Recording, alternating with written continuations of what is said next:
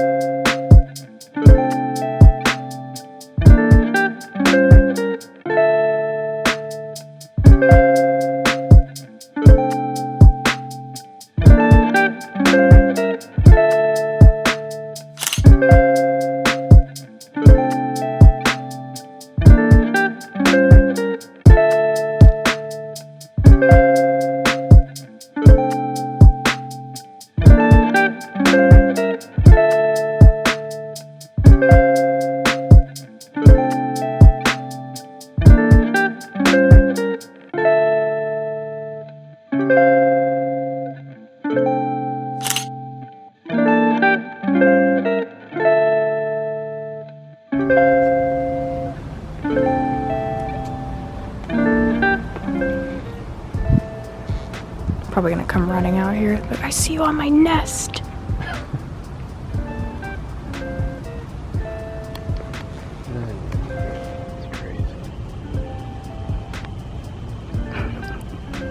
I need to get a good look at this thing.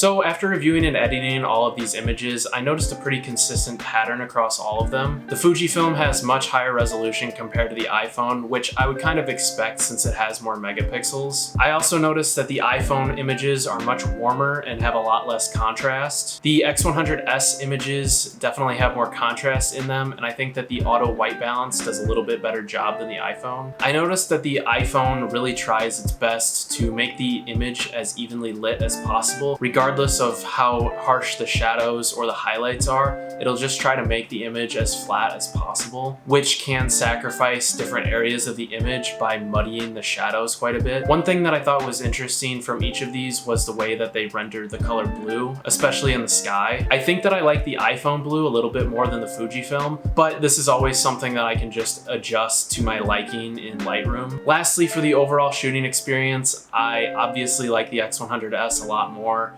It's just a much better experience and I really enjoy using that camera quite a bit. But I do think that I will start using my iPhone a little bit more, especially if I don't have my X100S on me. Seeing all of these images side by side definitely shows me that the iPhone can be competitive, and if you had a newer one, it might even be more competitive. It'd be interesting to test some of those. So if you guys have any questions about anything, please leave a comment down below. But with all that being said, go ahead and like and subscribe, and I will see you guys next Tuesday.